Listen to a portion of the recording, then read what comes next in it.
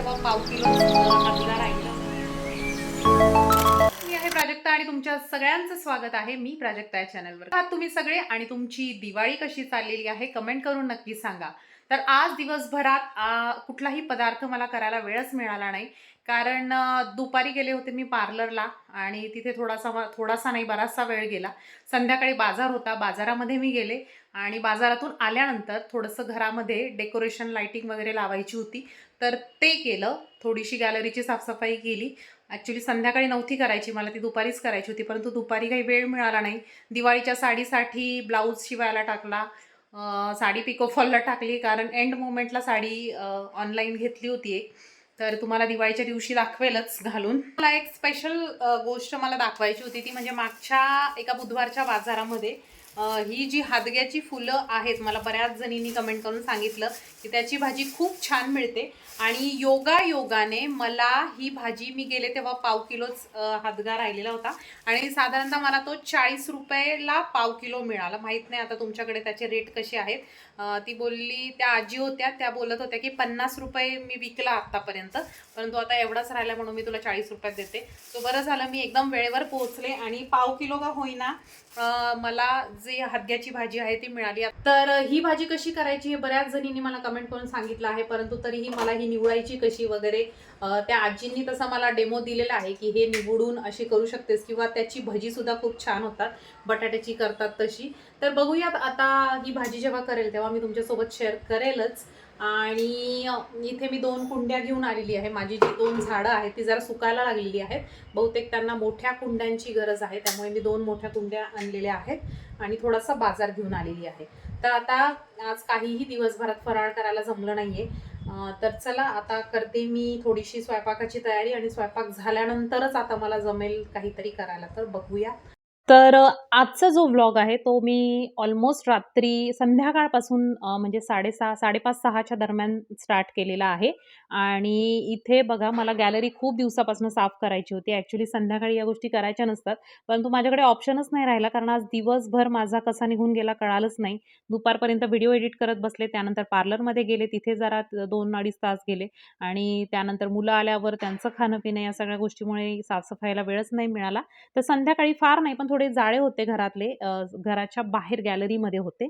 So ते थोडेसे साफ करून घेतले, कारण मला लाइटिंग लावायची होती आणि इथे मी अशा प्रकारे खुर्चीवर उभं राहून हे सगळे जाळे काढून घेतले आणि त्यानंतर लाइटिंग जी आहे ती अशा पद्धतीने लावून घेतलेली आहे. सो बऱ्याच वेळा काय होतं, लाइटिंगचा जो प्रकार आहे तो मलाच डिसाईड करावा लागतो, कशा पद्धतीने लावायची, काय करायची. मिस्टर फार डेकोरेटिव्ह पार्टमध्ये इंटरेस्ट नाही घेत. त्यांना असं लाईटचं कनेक्शन वगैरे कुठे काही असेल तर ते करतील ते, परंतु असं कसं बनवायचं. मी बऱ्याच वेळा मागे एकदा रत्नागिरीला राहत होते, तेव्हा मी या लाइटिंगचा दिवा पण बनवला होता. परंतु आता इथे दिवा बनवण्यासाठी खास जागा नव्हती. सो त्यामुळे मी अशाच पद्धतीने इथे लाइटिंग लावून घेतलेली आहे आणि आकाशकंदील पण लावायचा आहे. तर अशा प्रकारे सगळी लाइटिंग करून घेतली आणि स्विच जो होता तो एका बाजूने होता.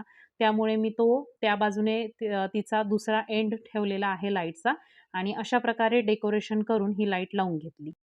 तर थोडीशी सिंपलच लाइटिंग केलेली आहे. अजून एखादी लाईट आवडली तर मी नक्कीच घेऊन येईल. त्यानंतर देवाचा दिवा वगैरे त्यानंतर दिवाबत्ती केली आणि असं वाटलं की चला आता ही लाइटिंग झालेली आहे तर आकाशकंदील पण लगेच लावून द्यावा, परंतु कनेक्शनचा थोडासा प्रॉब्लेम येत होता आणि आकाशकंदील जेव्हा काढला, हा मागच्याच वर्षीचा आहे, तर खालच्या त्याच्या ज्या काय बोलतात तुम्ही, झिरमाळ्या ज्या असतात ना, त्या सगळ्या वाकड्या-तिकड्या होऊन गेल्या होत्या, कारण ठेवताना माझ्याकडून मे बी तो व्यवस्थित ठेवला गेला नाही आणि याची पिन मात्र थोडीशी छोटी होती. त्यामुळे म्हटलं आता मिस्टर आल्यावर बघतील याला कनेक्शन कसं द्यायचं ते. तर फक्त लावून ठेवून दिलेला आहे आणि त्यानंतर मग पुढच्या कामाला सुरुवात केली. आता नेक्स्ट डेकोरेशन, घराच्या बाहेर मला थोड्याशा या फुलांच्या माळा ज्या मिळतात त्या मी अशा पद्धतीने लावून घेत होते. दसऱ्याच्या दिवशी फक्त जे तोरण होतं दरवाजाला ते ऑलरेडी लावलेलं होतं आणि या ज्या माळा आहेत त्या साईडने मी ठेवलेल्या होत्या. म्हटलं दिवाळीच्या वेळेस लावावं, कारण खूप डेकोरेटिव्ह मग असं दिसतं आणि ऑलरेडी माझ्या डोअरला मी भरपूर असं डेकोरेशन करून घेतलेलं आहे, लाइटिंग केलेली आहे. तर बाहेर लाइटिंग करायची फार गरज नव्हती आणि इथे आकाशकंदील लावायला पण एवढी खास जागा नाहीये, म्हणून आम्ही हॉलच्या गॅलरीतच लावलेला आहे. त्यानंतर काही फुलांच्या माळा मी देव्हाऱ्याला सुद्धा लावून घेतल्या, म्हणजे त्या दिसतानाही छान दिसतात. देव्हाऱ्याला लावल्या, थोड्याशा घराला लावल्या आणि त्यानंतर मेन काम जे माझं राहिलं होतं ते म्हणजे नवीन दिवे जे आणले होते ते मला पाण्यात भिजवून ठेवायचे राहिले होते. आणि दुसरी गोष्ट म्हणजे जे जुने होते ते सुद्धा मला जरा स्वच्छ धुवून ठेवायचे होते, कारण तेलाने ते चिकट होतात बऱ्याच वेळा. सो त्यामुळे मी काय केलं, की ते सुद्धा पाण्यामध्ये टाकून ठेवले, म्हणजे मला ते थोडे स्वच्छ करता येतील निरम्याच्या पाण्याने वगैरे, थोडंसं जे चिकट होतात ते क्लीन करता येईल. आता घरातलं आवरल्यानंतर विचार केला, की आज कुठलाही मी फराळाचा पदार्थ केलेला नाहीये. मग म्हटलं चला आपण आज लाडू तरी ॲटलीस्ट बनवूयात. तर लाडूसाठी इथे मी 3 कप साधारणतः 3.25 कप साखर होती. म्हणजे 800 ग्रॅम एवढी साखर आहे. मला 2 किलोचे लाडू बनवायचे आणि त्यामध्ये 1.25 कप मी पाणी टाकलेलं आहे. तसं 3:1 प्रमाण घ्यायचं आहे. म्हणजे जेवढी साखर आहे त्याच्या म्हणजे एका एका भागात आपल्याला पाणी घ्यायचं. म्हणजे 3 वाट्या साखर असेल तर 1 वाटी पाणी ॲड करायचं आहे. आणि याची मी बुरा जी मिळतो, साखरेचा बुरा मिळतो, तो तयार करून घ्यायचा आहे आपल्याला. तर मी स्वयंपाकाला घेतलेलं होतं साईडला. वरण-भात आज म्हटलं नॉर्मलच काहीतरी करते. सो इकडे फोडणी तयार करत होते वरणाची आणि इकडे ही बुरा बनवायला घेतली, म्हणजे दोन्ही साइड बाय साइड होतील. तर हे बघा, आता हा जो पाक आहे तो छान आपल्याला शिजू द्यायचा आहे आणि त्यानंतर थोडासा पांढरट व्हायला लागला, की गॅस बंद करायचा आहे. आता याचा ऑलरेडी एक व्हिडिओ मी माझ्या चॅनलवर अपलोड केलेला आहे. वाटलंस तर मी त्याची लिंक तुम्हाला डिस्क्रिप्शन बॉक्समध्ये देते. तर बुरा शुगर टाकण्याचं कारण असं आहे, की बेसन पिठाचे जेव्हा आपण लाडू करतो, तेव्हा ते खाताना बऱ्याच वेळा घशाला चिटकतात. सो असं होऊ नये म्हणून जर तुम्ही बुरा शुगर त्यामध्ये वापरली तर तो खाताना अजिबात घशाला चिकटत नाही आणि खूप टेस्टी होतात. इथे बघा, म्हणजे साखर मेल्ट करायची आहे आणि त्यापासूनच पुन्हा साखर बनवायची आहे. तर इथे तुम्ही बघू शकता 5 ते 7 मिनिटांमध्ये ही बुरा शुगर रेडी होते. तर बघा, पाक आटला. मी गॅस बंद केलेला आहे जेव्हा ते पांढरट पाक व्हायला लागला होता आणि इथे तुम्ही बघू शकता साखर एकदम रेडी आहे. तर फटाफट आपल्याला लगेच एका प्लेटमध्ये ही काढून घ्या, नाहीतर पुन्हा ती खाली स्टिक होते.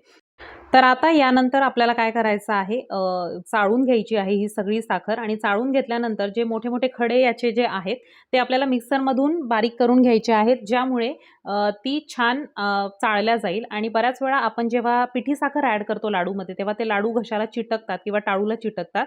तर अशी साखर वापरल्यामुळे लाडू एकदम छान रवेदार होतात. तर अजून एक पॉइंट आहे लाडू रवेदार होण्यासाठी, ते तुम्हाला मी पुढे जाऊन सांगणारच आहे. तर हा जो व्हिडिओ आहे तो मी ऑलरेडी आपल्या YouTube चॅनलवर अपलोड केलेलाच आहे. तर इथे आणखीन एक गोष्ट लक्षात ठेवायची आहे, की खूप बारीक साखर वाटायची नाहीये, फक्त चर्न करायचं आहे 10 सेकंदासाठी. तर इथं सिया, शौर्य जेवण करत आहेत. शौर्य सियाला जेवू घालतोय आणि त्यांचं हे झाल्यानंतर मी घेतलेला आहे लाडू करायला. तर लाडूसाठी साधारणतः इथे मी अर्धा किलो तूप घेतलेलं आहे आणि हे तूप छान मेल्ट झालं, की त्यामध्ये मी 800 ग्रॅम एवढं बेसन ॲड केलेलं आहे. सो आता आपल्याला हे बेसन छान असं तुपात परतून घ्यायचं आहे आणि हा खूप मोठा टास्क असतो, कारण बेसन परतायला बराच वेळ लागतो. आणि मी घेताना यावेळेस 2 किलोचे लाडू करायला घेतले, त्यामुळे झालं असं, की पूर्ण हाताची जी आहे एकदम वाट लागणार होती, कारण जेव्हा मी बेसन ते मिक्स केलं तेव्हा ते परतण्यासाठी खूपच अवघड वाटायला लागलं. तर जरा जास्त झालं होतं बेसन. मागच्या वेळेस जेव्हा मी लाडू बनवले होते तेव्हा ते सगळ्यांना आवडले आणि मला ते कमी पडल्यासारखे वाटत होते.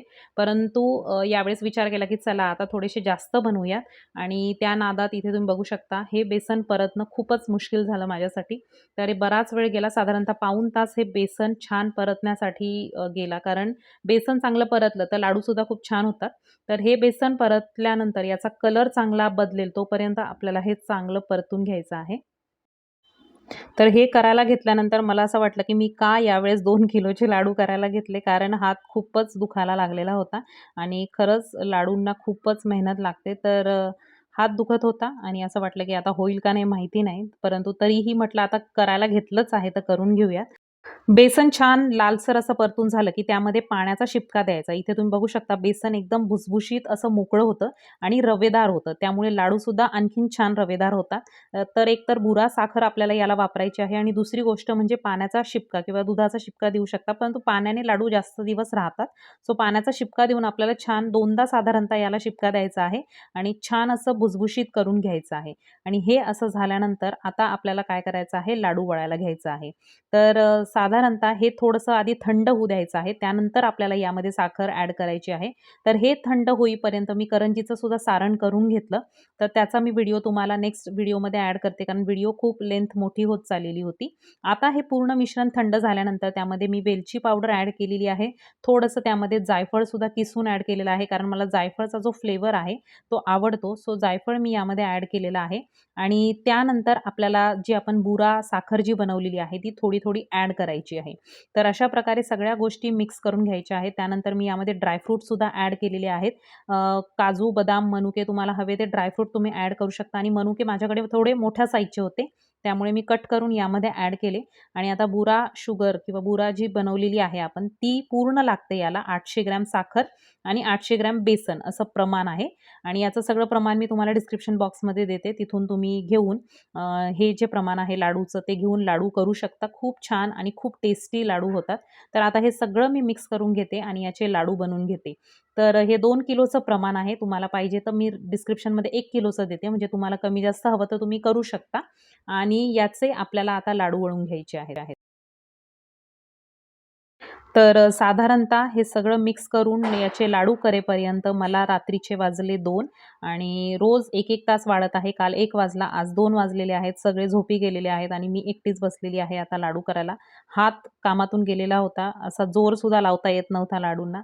परंतु तरीही केलंय आपल्याला करायचंच आहे या गोष्टी. त्यामुळे इथे मी लाडू करून घेतलेले आहेत आणि सगळे लाडू केल्यानंतर रात्री ते डब्यात भरून ठेवले.